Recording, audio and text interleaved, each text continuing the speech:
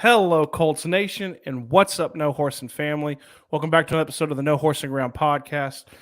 Like last week, we're normally two dudes talking Colts, but today we are three. We are joined by kind of the incomparable Derek Larger from Bring the Juice. Derek, thanks for jumping in, man. Hey, I'm happy to be on, man. Thanks for having me.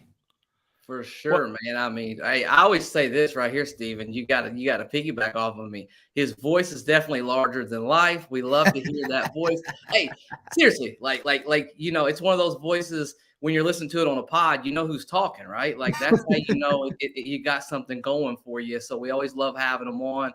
So I guess I'll just start off here and then we'll dive in and then we'll just get going on a lot of different hot topics as we just get the live stream started. Guys, feel free to hit the chat if you're just now popping in. But I'd be remiss if I didn't say something about T.Y. Hilton. You know, it looks like obviously, they put that banner up today. Looks like they've made their decision moving forward. Now we can get to a debate later on this live stream whether they should bring a veteran in. Yes, no, maybe so. But T.Y. Hilton, man, I mean, what a great Colt he's been for us. I don't know if he's got future plans to play in the NFL, if he's just going to kind of ride off in the sunset. But for me, I think he's been one of the unsung heroes. He's a guy that never complained, even going through all of those years where we went through so many different quarterbacks, put his body on the line and sacrificed a lot. And I don't know if anyone ever suffered more than T.Y. Hilton from having Andrew Luck just abruptly retire in the middle of his career. I just think it really, really, really it hurt. It hurt him more than probably anything because, we all know about that deep ball that T.Y. Hilton is so well known for. But big shout out to Eugene Hilton tonight. And we love you, brother. And we look forward to seeing you screaming my lungs out when you get inducted to the Ring of Honor out there on Lucas Oil Stadium. Mm-hmm. Yeah, I mean, it's I don't know how I feel, man. It's kind of surreal. And all three, the three of us are a little older Colts fans, and so we've seen players kind of come and go from the beginning of their career to the end. It just feels different. It feels almost unceremoniously, dude, this is gonna be the wrong way, and I'm not being eloquent with my words. It's like a fart in the wind. Like it just kind of, it's just. They put the sign out and like not a statement. I mean, that's a huge statement, but they put the sign out. Thank you for everything. And it's like the loudest way possible to say like, we're not bringing you back. And it feels odd. It feels weird, especially coming off of last week. So it just feels weird. Derek, what do you think? Well, I mean, it does kind of stink because, over the last 20 years, you look at some of the Colts greats who have left this team, right? I mean, Marvin Harrison really kind of did it to himself. I mean, he was kind of in the rough for a lot of different reasons. And, his career got cut short because of, some things that he did personally. And then you look at Reggie Wayne, his partner in crime. I mean, Reggie Wayne got the proper treatment, right? He got to finish his career the way he wanted, playing with Andrew Luck. And, he knew his time was up and he got to at least end it the way that he wanted. And then obviously Andrew Luck didn't get to do it the same way. And, as much as I assume that, that Chris Ballard probably tried in some way to bring T.Y. Hilton back, I just don't know, I just think maybe it's just the fact that T.Y. Hilton maybe just didn't want to go through another change. I think he probably understood where the team was at that time. And maybe he just felt like it was the time to just not come back. I mean, because I don't see any reason why he wouldn't have come back if he was truly in it for the love of the game. And it's obvious that the city of Indianapolis absolutely loves T.Y. Hilton. There's no question about it. And the organization loves T.Y. Hilton. I think that, I mean, it does feel unceremonious, as you said. I mean, because we just didn't get to send him off the way that we wished that it would have went down. I mean, at the end of the day, just how the year ended last year, it's unfortunate. It ended in a way that nobody wanted it to end. And when you're somebody on the back end of their career and you don't have much time left, it's just it takes away your love for the game, especially at that time. So I feel like that's what it is. But yeah, for fans, I mean, I understand why it sucks, because it's like we wanted to send him out a different way. Yeah, I mean, there's no doubt about it. Marquise Beverly in here, tip of the cap to TY. No doubt about it, Marquise. Nero De Niro, love the name. I always shout you out. I just, I'm jealous, man. You picked a great name to have here on YouTube. Nero De Niro. Might have came down to that De Niro. When we talk about signing him back, I don't know what he would have wanted. I don't know what he could have even expected to do. Matt B, nice enough to hop in here from Inside the Horseshoe podcast. Think he's going to sit out a year and then maybe join another team next year. Don't know, man. I don't know if I agree with that, Matt. I think he probably could have signed with somebody, right, guys? Like somebody probably would have thrown $1 million at him. The veteran minimum, whatever that is nowadays. I just think it was either Indianapolis or bust for him. He's got a kid who's a really good high school football player here in Indy. Just really exciting time, in his young kid's life. And I just don't think he wanted to change that situation. And unfortunately, for whatever reason, this regime feels like that we want to go in the direction of a younger receiving core. And talking about a younger receiving core, let's talk about it. Let's talk about our thoughts on that young receiving core initially in week one. Derek, I'm gonna go straight to you. I think we've been aligned a little bit the same. We've always thought bring in a veteran and let these young guys kind of grow as the season goes along. Where's your stance, man, right now as we speak? Well, I was definitely one of those people that at the beginning of the offseason, I felt like I kind of fell into the Ballard trap of thinking that this wide receiver group was okay and that there wouldn't be a massive drop off at the beginning of the year, when, I guess I couldn't be further from the truth at that point. It just sucks because you're seeing what Michael Pittman's doing. Obviously, he has the intangibles, the reliability, and the wherewithal to be able to make that connection with Matt Ryan right off the bat. But the problem you have is no one else on this Colts roster, receiver-wise, is able to do that right now. Paris Campbell didn't get involved in the game until late into the game. I don't know if that was just the strategy or if he just wasn't getting open. I know that they said that, Paris Campbell takes things away from other guys and opens things up for a lot of people because of his speed. And then Alec Pierce obviously still looks like he needs more time to get acquainted with the game. It's very similar to what happened with Jonathan Taylor 2 years ago when we were playing the Baltimore Ravens, and then he inevitably got benched because of that. And then obviously Ashton Doolin, your number 4 receiver on the roster, is your number 2 wide receiver in that game. It sucks because, people try to discredit the argument. They'll say, oh, well, Matt Ryan still had 350 yards regardless. I understand that, but he also could have had 450 yards and 3 touchdowns if everybody caught the ball the way that they wanted to. It doesn't take a scientist to understand Michael Pittman had 9 catches and your next best receiver had 3. That's it. There needs to be a more consistency from this young wide receiver group. And that's why I feel like adding a veteran at this moment in time could help, because then you're allowing yourself to feel like you have a solid number 2 receiver to go to if you're Matt Ryan. And I look at Cole Beasley, still not on a roster. Dude had 80 receptions last year in Buffalo, with still having to share time with Stephon Diggs and Gabe Davis. Still got 80 receptions in the slot. Dude has plenty of games still left in him.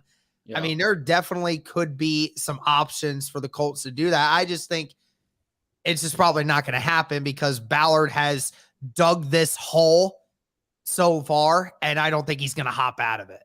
Yeah, I want to say one thing real quick. Steven, let's throw some of these comments up there real quick and address those. And then, Steven, I'm interested in your thoughts with this wide receiver conversation that we got going on the live stream. Nero says, I'd like to see Strawn as a number 2 with Pitt. He got out there, he ran 2 good routes, he caught 2 first downs. Just doesn't get a lot of burn out there, man. He didn't get on the field a whole lot, but when he does, he seems to show up. What we got, Marquise? If you haven't already checked out the film that Colt Law put up, I think we're better than what the outsiders think. Something that you guys may want to check out as well. He had films on the wide receiver 5. Domo, is Pierce playing this week? Don't know yet. Looks like he's in concussion protocols. It'd be pretty quick, to be able to turn around and be able to come out and play this Sunday, but I don't know. Tyrell, our man, he came on here. He supports the live stream. He agrees, man. I mean, that's all you need to know right there. Steven, hop in here. Let us know your thoughts on the wide receiver, especially if Pierce is out. So we're down to 5 this week. No veteran, obviously. Who the hell's our number 2 wide receiver, man? I mean, really, Derek had a great point. Eventually really good teams, it's easy to go out there against the Texans and do what we did, but really good teams are not going to sit there and just allow you to throw the football to Pittman Jr. and hand the ball off to Jonathan Taylor over and over and over again. They're going to have the ability to stop those things. So then you're going to have to get the ball to somebody. Well, who are they going to get it to, Steven? Well, I mean, in an ideal world, first I was going to say, in regards to Alec Pierce, I had no clue, though, about the fact that the shot that he took bent his face. Did you guys see that? That it bent his face mask bad enough during the game that they had to replace it on the sideline? Jeez. Yeah, I didn't know that till today, so I don't think he's going to play. I'd be stunned if he clears protocol that quickly. Yeah, I would. When you're in concussion protocol, it's almost 99% positive that you're not going to play the week of it. Yeah, maybe next week. If I'm sitting here in an ideal world, the way that it should be is it should be the guy sitting right over Derek's right shoulder should be the number 2 receiver, right? I mean, and that's Paris Campbell. For those, I was at that game too, by the way, Derek. I saw that touchdown. That's my end zone that I sit in. Nice, but that's an ideal world. He was drafted to be your number 2. He's not that. And everybody knows, I love Paris Campbell. I think he has tremendous potential if he could ever stay healthy. I think he brings an aspect to the game that the other receivers don't. But if you're asking me, if I can't get the ball to Pittman, who am I going to go to next? Who would it be? Man, it's it's probably not a wide receiver. I was going to say it's probably Nyheim Hines coming out of the backfield. Or Jonathan Taylor potentially, or maybe he seems pretty comfortable with Big Mo for the most part. Really shockingly in the game, he seemed very comfortable with Granson, which I didn't see. I didn't foresee that. For me, I thought Matt Ryan looked comfortable with almost any of the guys. Yeah. I felt like Matt Ryan himself did a very good job of finding guys, at least for the most part in that game. But I just had an issue with people stating that it's okay for Hines to be our number 2 receiver. He's not our number 2 receiver. He is our number 2 running back. It's okay if the running back wants to get some catches. I mean, that's perfectly fine. And I love the fact that Hines got 6 catches for 50 yards. I think that was great. I think that's something that I want to consistently see him do, is get 3 or 4 catches a game, because that is what Nyheim Hines needs to have happen. But I mean, the fact that Hines had more than double what our next best receiver had is concerning. Yeah, I mean, there's no doubt about it. I mean, we can debate, hey, is there going to be an opportunity for these guys to grow into that role? But let's just call it how it is. We have a number 1 wide receiver, and we don't have a true blue number 2. And all I'm saying is when the games are on the line, the difficult football games late in the fourth quarter, when you need a guy to go out there and catch that football, keep the chains moving, I don't see it right now. Hopefully that does develop. Hopefully it is a Paris Campbell or a Michael Strawn, whatever, maybe Alec Pierce, if he can kind of get over some of these rookie hiccups. But right now, in a win now mode, I don't know why you wouldn't go out and maybe look and explore that as well. It looks like if Pierce can't go, Patman might get the call up, and he might be one of the 5 on there. He'll have a chance to go out there and earn some spots. I think I agree with Strawn, the sentiment that Strawn Probably needs a little bit more playing time. I think maybe something internally. They're not comfortable with the way he reads plays yet so much, so he gets limited action. But I will say this: when he's on the field, Michael Strawn, to me, he looks pretty damn good. In limited action, he gives you just a little bit different element. He's a freak. Yeah, he's athletically, size wise, he's a freak. Go through some of these. Marquise, on the other hand, just take what the defense gives you. Just say with our team, number one passing. We can get the run game, just make it go. Don't worry, guys. I'll play receiver this week. Matt B, if that happens, we are effed, brother. If that happens right there. Show confidence.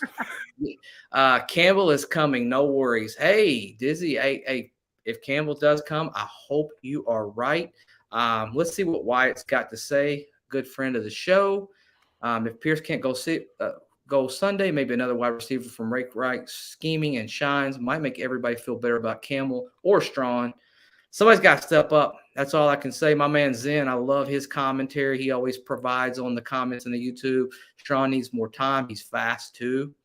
Yeah, absolutely. Hey, there's our guy Van Kemp from Let's Go No Horsing. Thank you, brother. I appreciate that. So let's just talk about this overall. Let's get into coaching. Let's get into scheme. Let's get into talk. Derek, what's your thoughts on Frank Reich right here, right now, present day? I've always been a huge Frank Reich fan. I mean, anybody who's ever listened to this knows I've always been pro Frank Reich. But I'm starting to see some things that I'll say the antennas are going up. I'm starting to see some things that start to bother me a little bit. And I think more than anything is just the preparation of this team in games that they all should matter, but games that are obvious that they really need to matter. Interested in your thoughts, Derek, just on the overall sentiment you have with Frank Reich and moving forward with him at the helm. It's never good when you start with the thing is, like for me specifically, I don't watch enough film to break down and understand what play calls are being made, what goes on. All I can see is from a educated football person like myself, I try to watch the game and I try to dissect what game calls are being called at what time, what part of the field is something being called repeatedly, and then what is the end result at the end of the day, and trying to figure out, was it a lack of an execution aspect from the players, or was it a bad play call by Reich? And I think that is what a lot of the problem is I think a lot of people want to blame Reich for a lack of an execution on the players' behalf of somebody missing a block, somebody missing an assignment, somebody doing this, somebody doing that, like all the things that happen in the NFL, right?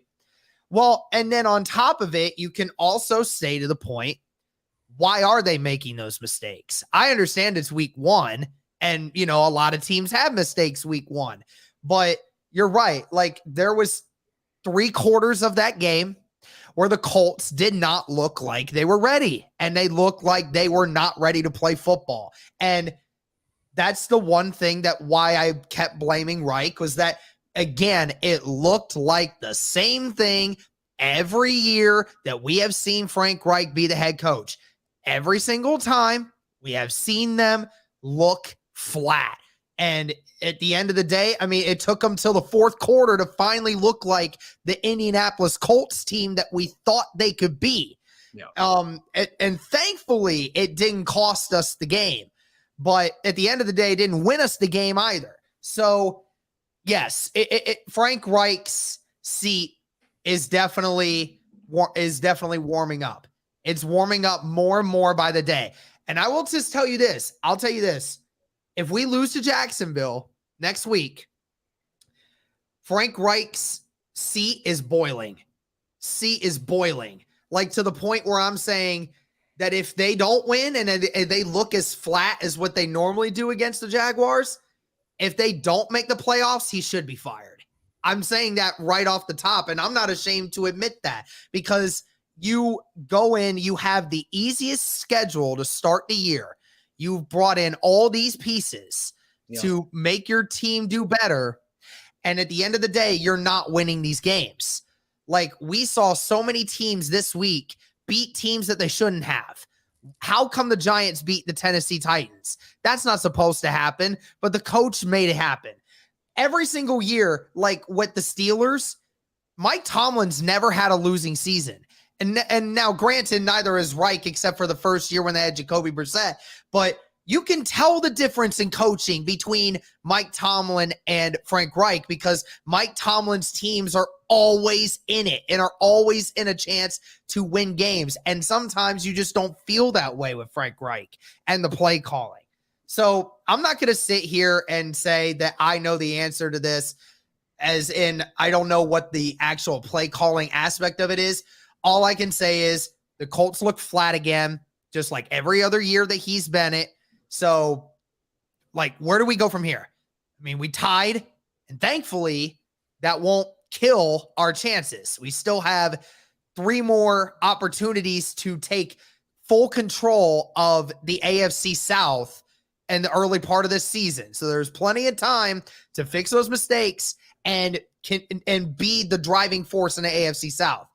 But if we go out looking like what we did this last weekend, then I'll lead the train of Frank Reich. Something needs to be done about Frank Reich.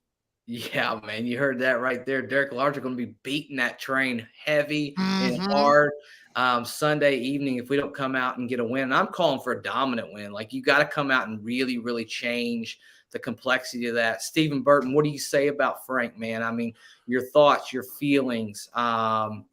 So, I mean, the issue that I have, we talked about it on the reaction show, right, is that how unprepared they looked. That's my biggest issue.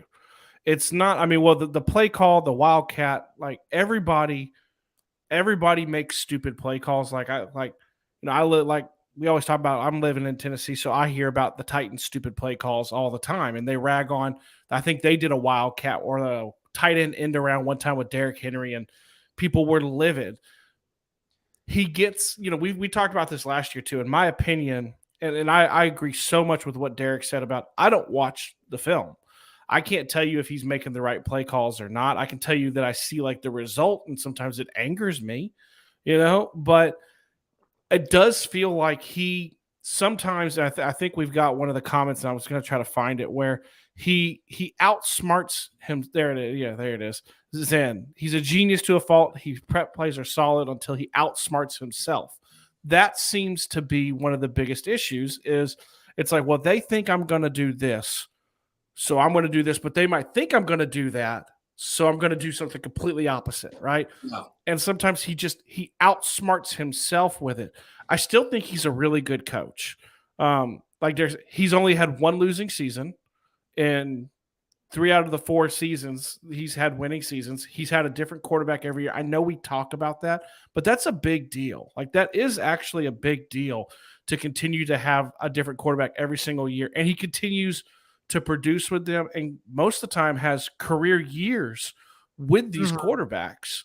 I can tell you something that I hear a lot of, and no one. It's gonna piss him off. But someone told me that he is the Notre Dame of head coaches, like all hype, no substance.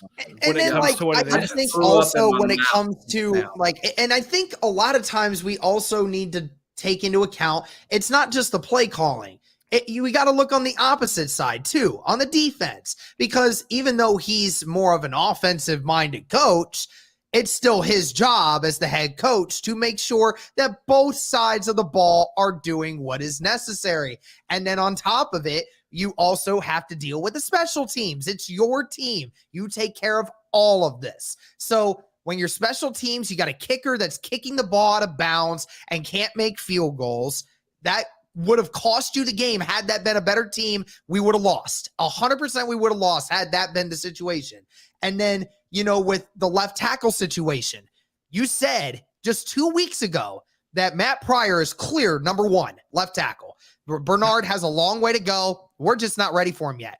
And then you said afterwards, we are going to split time with those two now. Like, what changed? What changed within 2 weeks to make you all of a sudden jump ship and do that? And then the defense, I mean, what was it, 2 years ago with Phillip Rivers when Gardner Minshew made us look like the absolute worst team in the history of the NFL defensively, where he threw 95% completion percentage for 3 touchdowns against that defense? Like, obviously, Matt Eberflus had a lot to do with that as well. But, I mean, Frank, make adjustments. And it's been this way for defense every single time. We didn't do a great job last year with it.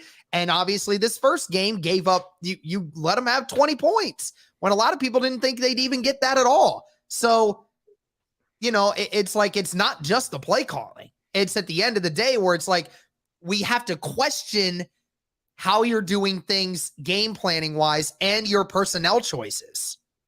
Here's a question for both of you guys and for the chat. Do we think, and it's a common thing, we talk about, is his seat hot, is things like that. Where do y'all sit in regards to him and the play calling duties? Do you think that distracts him from game management decisions, that he's so caught up scheming up the offense that he misses those things with the defense, Derek, like you're talking about? Do we think that that's something? I mean, I don't think he'll ever give up play calling duties until like right before he's going to be fired. I just don't see it. It's his bread and butter. It's his offense. But what do you guys think? I just think that I don't have a problem necessarily with the way that he sees his offensive philosophy. The thing that I have a problem with is like Derek mentioned earlier, the in-game management, right? Like these small things that all add up to what ends up being either a victory or a loss. I mean, and Derek made a great point. You kick the ball out of bounds, give the team the ball to 40. We lose to almost every single team in the NFL. They're gonna punch it down the field 25 yards, kick a field goal, walk off, and now next thing you know, we just lost that football game. We just got lucky because we played the Houston Texans, and let's not pretend we played a team that was good at all.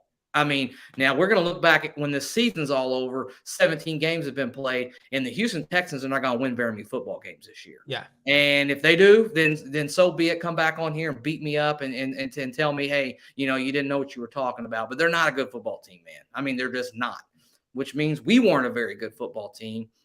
But I just think it's the decision-making. I think it's if you got the ball and it's 4th and 2 and you don't want to take the obvious 3 points, give the damn ball to Jonathan Taylor in some variation. Now, if you want to get, unique with it, if you don't want to go straight up the middle, if maybe you want to do something a little bit different, so be it. But you got the best running back in the NFL. Why would you pick the person on the team that's not the best player to have a chance to go in there and run that football in? Because you can live with Jonathan Taylor getting it 4th and 2 and not getting in because, you gave it your best against their best, and they just won that play. Yeah. Additionally, defensively, there's just a lot of head scratching things that go on to me. I mean, if we talked about it almost ad nauseum at this point, but they run a play in the first half to OJ Howard. And then in the second half, they say, you know what, we're just going to flip the side of the field and we're going to run the same exact play for another touchdown. Broken coverage, uninspired football. And I just think Frank is just a little too low key for my liking sometimes. Like, when you lose, you should feel mad. You should feel angry. You should be a little bit pissed off. That's just now, I'm going to say one thing to that, Zach. The only thing I'll say with it in regards to like his temperament is he has always defended his players almost to a fault, like in the public. My only pushback on that would be we don't really know. I mean, we had Hard Knocks last year, but obviously, it is what it is. We don't know what he does do behind doors, if he is like chewing ass or anything like that to players. I don't know. I doubt he does, but there's a lot of coaches that present really different when they come to the media as opposed to what they may actually be talking about behind closed doors. Yeah. I don't know, man. It's just crazy because when you look at some of the best play callers in the NFL, right? I mean, you look at Andy Reid, who is a god at play calling. Now, granted, he has the quarterback and a lot of the weapons in order to be able to make that work the way that he does, but he's ungodly when it comes to play calling.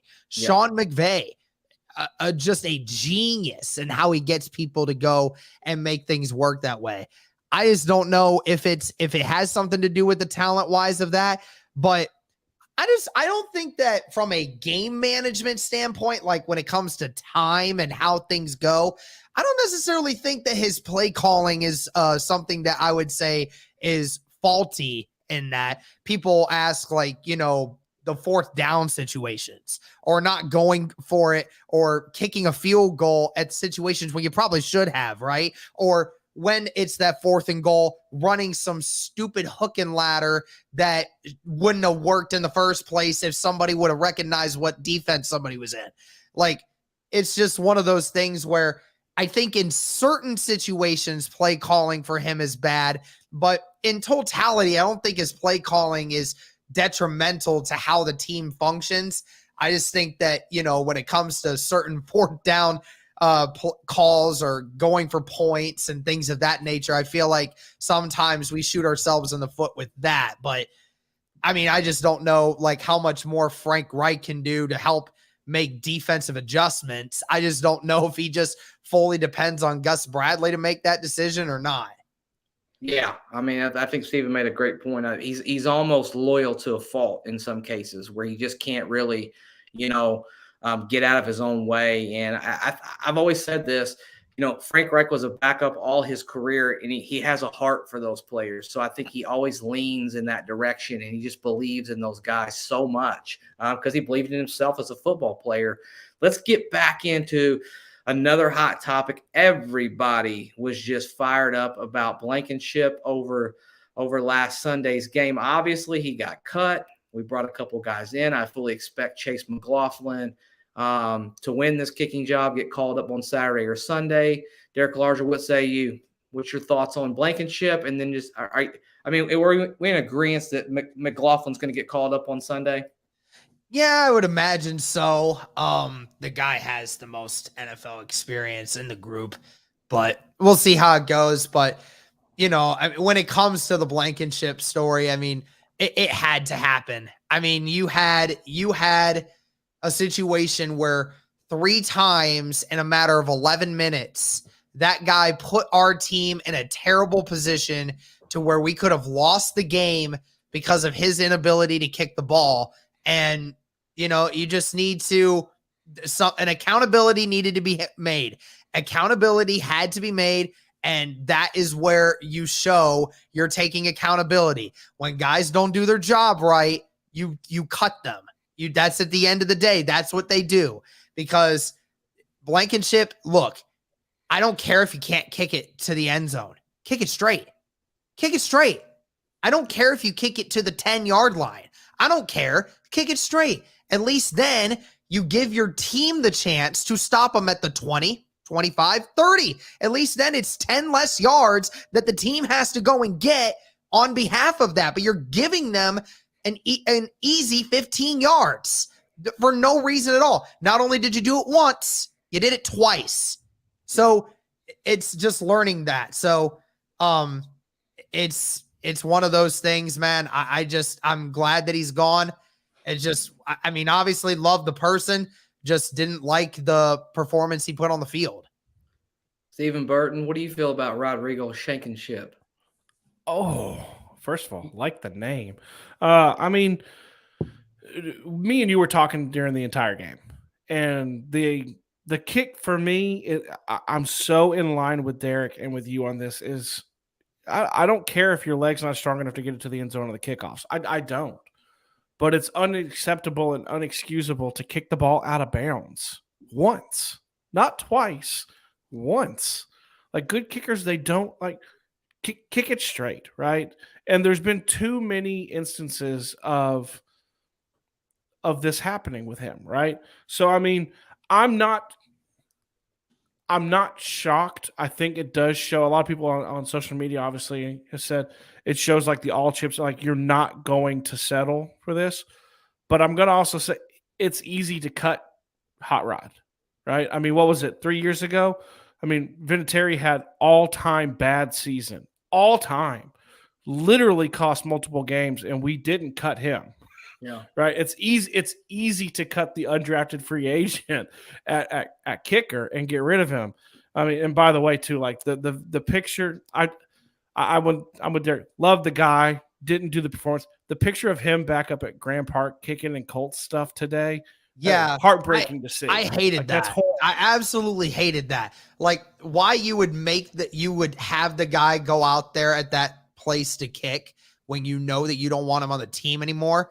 That's disgusting. They should have never asked him to come in for that. Yeah. So I'll say one more thing on it is I do think Chase wins it. I don't think I've ever watched any sort of highlights on kickers. Like maybe, I mean, I got booed and made fun of when I actually drafted Justin Tucker in my fantasy draft, but it booed me. But the dude from Arizona he's got to quote Pat McAfee, man, he's got that boomstick in that leg, man. I'm slightly intrigued. I just don't think that they're going to trot out somebody like that right now. I think they're just looking for someone who can do the job, put it between the poles, and keep it inside the lines. Yeah, I'm a little bit curious if Josh Lambo just didn't look good. It sounds like they brought him in. I thought that might have been a little bit of an obvious choice to bring in as well. But nevertheless, we've got two guys, and it seems like that we'll figure it up. Definitely Zen feels like the Blankenship had to go. Nomad, absolutely. Next kicker's got to get the basics done. What's Brian say? Hot Rod needs bigger glasses so he can see the goalpost. Yikes. Yeah, I mean, wasn't good. Well, I think you had the best comment, and then we'll move on to a different topic with it. He seemed, I mean, he's a small dude, but he seemed to be smaller in the big moments. I think, me and you were talking off air, and you had said that you and your wife were talking and said, literally, you looked at him going in right before that kick and said, he looks like he wants to be anywhere but here trying to make that kick. And that's not what you want. The dude who's walking up there who knows he's going to drill that kick. You don't need someone who's got, it's kickers is such a mental thing. They're just a different species. Yeah, man. You want somebody to go out there and feel like they're getting ready to rip that team's heart out, man, by making that field goal to, walk off the field. There's no doubt about that. So O-line. We've paid so much money for this offensive line. Obviously, we know how much money we just paid Quentin Nelson. Derek mentioned a really good point. You're out here rotating, at the tackle position after you just gave this guy an endorsement. You went out of your way to give, Pryor an endorsement on the left tackle side. Now you're rotating these guys. I just don't know how many teams in the NFL are out there rotating their tackles. I know we did it a little bit last year with Glowinski and Reed.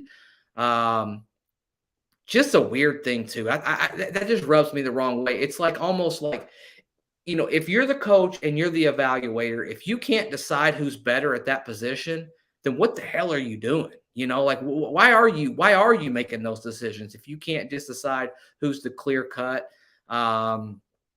Derek, what say you, man, when it comes to that left tackle position? Are you a fan of rotating things out? You think they should just pick their guy and stick with them? Where you at with that? Ryman, Pryor? In retrospect, I don't think it's a terrible idea. It's just, here's my thing. I don't mind the idea of it. But like I stated before to you guys, I hate the fact that just 2 weeks ago, we were told that was not going to be what was going down. And then it took 2 quarters for us to realize, no, that's what we're going to do from here on out. I'm frustrated at the idea of it because Reich told us that was not going to be what happens. And then it took less than 1 game for you to say, no, we're abandoning that. We're going to go do this now. How bad did you underestimate the situation that's what you did? Right? How does that happen? So I don't mind the idea of Ryman doing that because Ryman is supposed to be our long-term solution. I don't mind him doing that. If the Colts feel that he's good enough to go out there and perform, then that's all that matters. And for the 12 snaps that Ryman did get, Ryman did very well, which is good. That's a great sign. Again, it was against the Texans. But nevertheless, it's still NFL competition. And compared to what they were saying to him 3 weeks ago, saying that he was struggling against most of the ones, if not the twos, then, that's a good sign. I don't mind the idea of it, but I hate the fact that we were told that Matt Pryor was going to be the solidified number one. He was going to get the start. And then it took that little time to say Ryman is going to be splitting snaps now. Yeah, I mean, it's your thoughts, Steven, just on the offensive line in general. They were sloppy at times. They got a little bit better as the game goes. They had a comment earlier that mentioned the fumbles. That's an odd thing too, right? Like from a veteran center and a veteran quarterback to have all of those drops and those fumbles. Just your overall feel of this offensive line moving forward, a confidence level. Where are you at with that? I mean, I still have confidence because the players are there. Like I've gotten into debates with plenty of people of, you have legitimately 3 potential all pros who sit on that line, right? I mean, it's got to be okay. You've invested so much money. The left tackle is all it was a concern last year. Braden Smith looked bad, though, man. You got to admit. I mean, he looked bad at times. I mean, in that game, and maybe that's an outlier, and maybe he gets things back together. But Braden Smith looked bad, bro. Yeah, I mean, it's worrisome. That part's really that's the confusing part. And I'll say, I mean, I'm not shocked at the quick turnaround. I'll give credit on one part of this too. Is this year more than any year that I can remember? They're making quick, decisive decisions in regards to the personnel. Hot Rod flubbed it. They didn't give it any more time. They cut him, right? Yeah. Pryor wasn't up to snuff. Hey, we're splitting now. Like, this is what we want to do. Like, they're making decisions very quickly. I don't know if that's necessarily a good thing, if that's knee-jerk, or if it's them just being decisive, knowing, hey, this isn't working. We're going to go a different direction, and we're going to try to recover, and we're going to move forward. I mean, Ryman is the future. He did look good in the snaps he got there. And it could also be that, I mean, we have it. It's littered in our chat that he is the future. Pryor is the placeholder. Maybe they were really hoping that Pryor would hold it down and they would be able to kind of like ease him in. And now they're having to expedite this because it's not looking like that's going to be the case.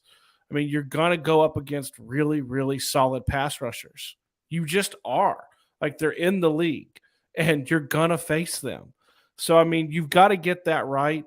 I mean, I also, and I don't know where you guys see this. I'm going to also I know we talk about it all the time and I don't ever want to harp on it, but the changes in the quarterback does change how the O-line plays. Like we saw it last year. The year before you had Phillip Rivers, a very, very immobile quarterback who got the ball out of his hands very quickly.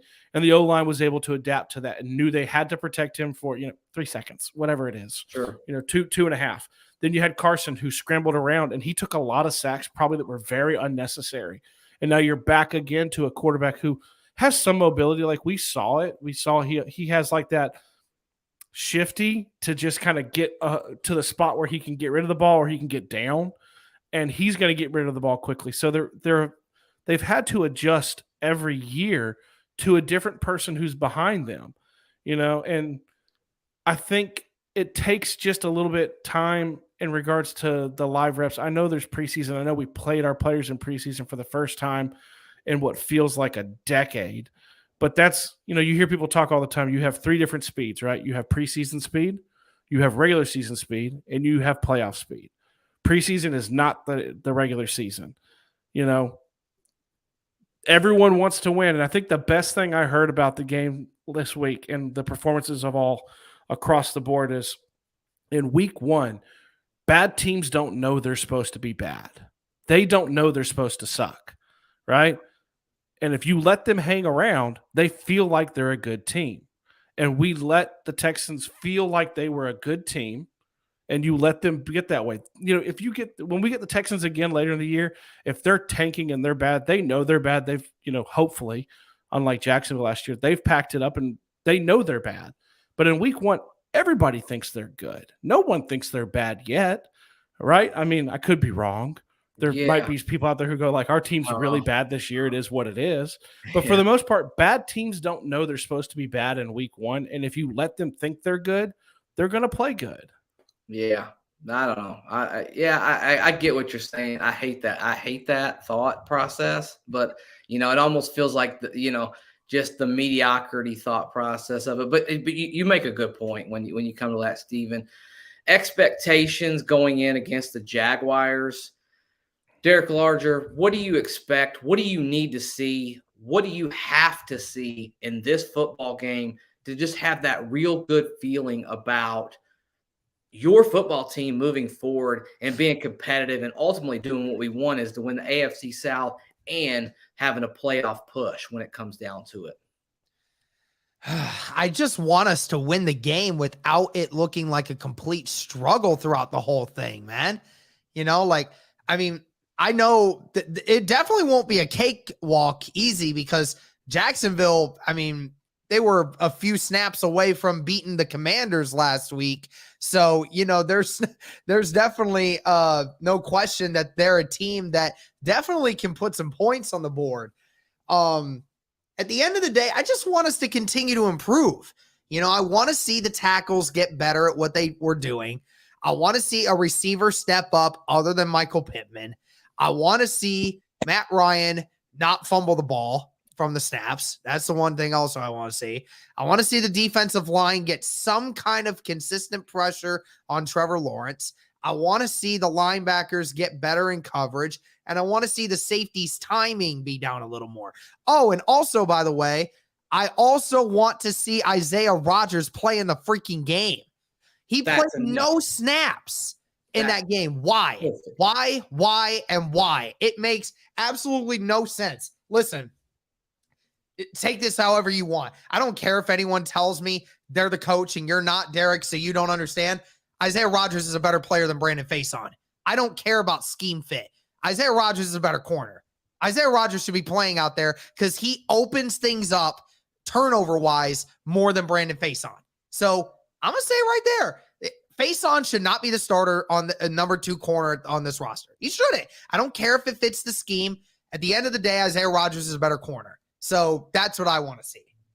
And I'll piggyback off of that. Like I said, in the past, I don't give a damn if you played in Gus Bradley's defense before or not. I want the best player on the football field, right? I want the guy, when the ball goes up in the air, tends to always find the ball somehow, some way. I don't understand this idea of not having your ultimate playmakers out on the football field. He is a true, in my opinion, and this is my opinion, you can beat me up over it, Isaiah Rodgers is a weapon for your defense. He has great recovery time. When you beat him, he's so fast, he can get back in there, he can challenge. Does he get beat? Does he jump for routes every once in a while? Absolutely. But Isaiah Rodgers is really the one guy on your defense that when you throw that football up, my man can get the ball. He just takes it away. That's what he does. That's what he's been known for his whole life. He's just a special guy when it comes to those things.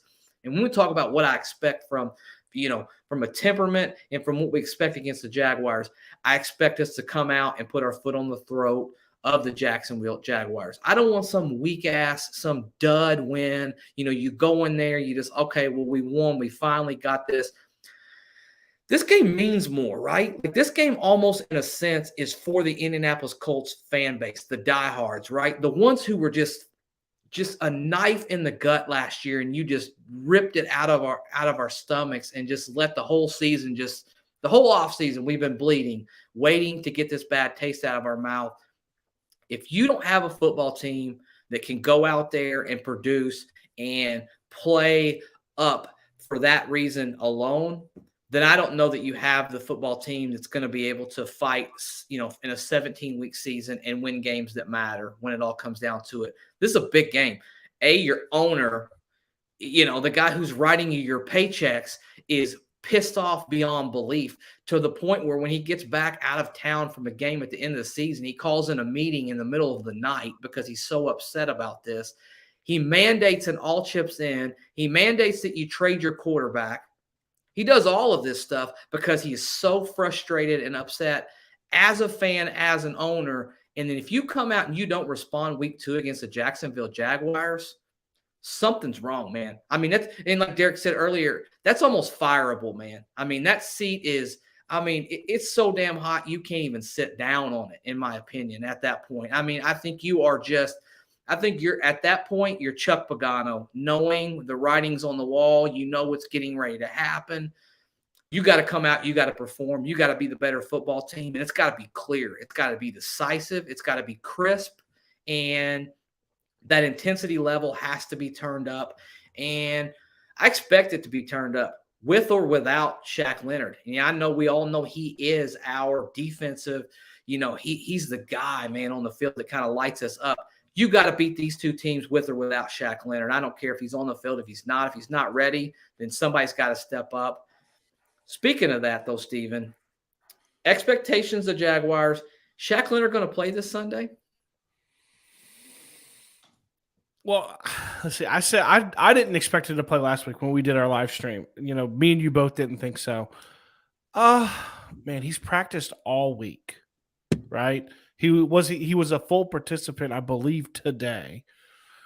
Yes. Man, I'm leaning towards the idea of what was brought up to us last week, which was a pitch count, a snap count for him where he's going to come in. Now, I don't know how you do that with Shaq. I have no clue how you convince him that he's only going to play a certain amount of snaps. He just doesn't seem like the kind of cat that's going to let you do that.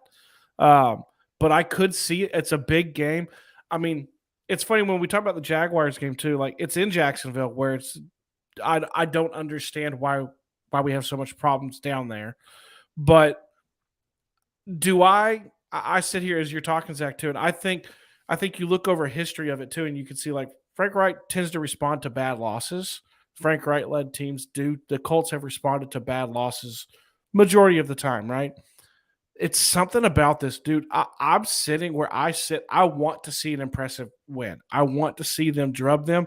Dude, I don't care if it's by 1 point, 3 points, or 37 points. I just want to walk out of Jacksonville with a win at this point. I want to get the monkey off the back of you can't win in Jacksonville when everyone else does.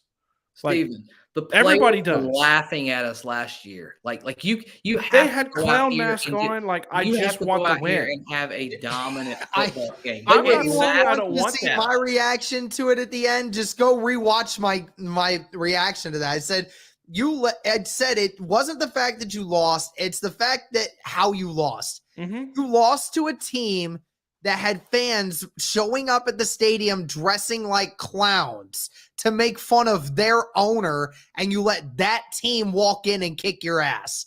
Like, I mean, seriously, that's how bad it was. I mean, don't get me wrong. I want to see them drub them. I want to see like 34-3, right? Like I want to see that, but like inside of me, I just want to get a freaking W. I just want to win in Jacksonville because we haven't done it.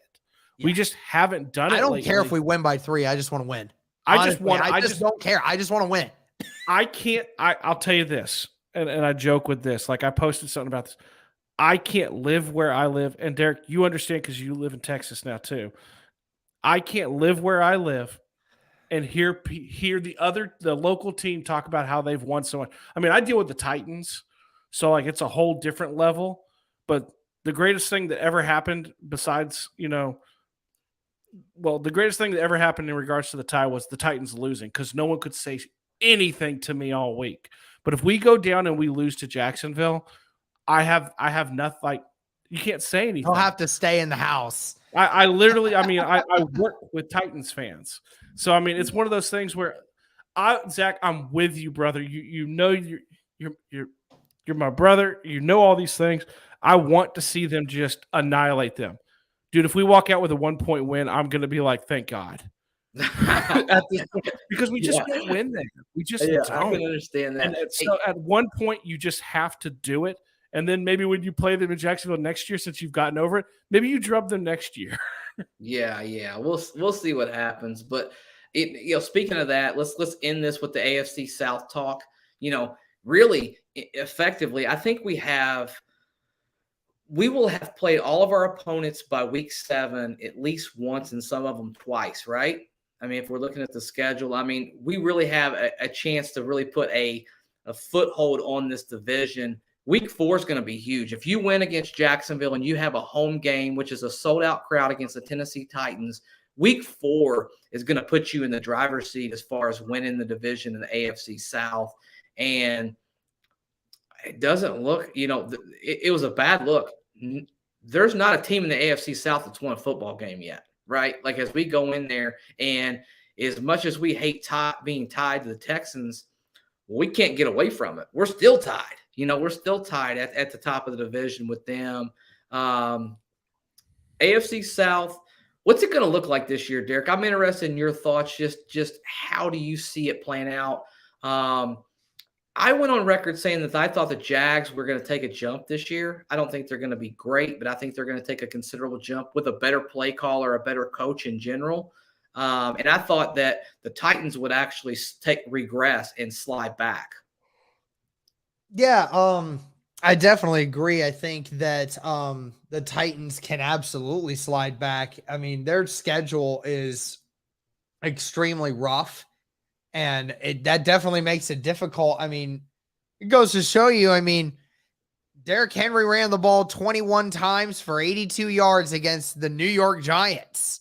Like that wasn't even in the top 10 best rushing performances of the NFL. So, their biggest weapon right now is the run game. And, it showed it was not up to snuff against the Giants.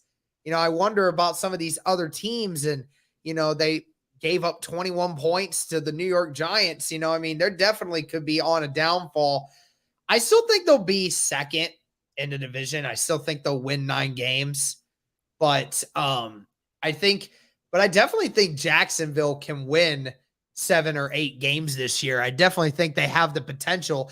If week 1 was any kind of indicator, then yes, they could potentially win 6 or 7 games this year. Easy.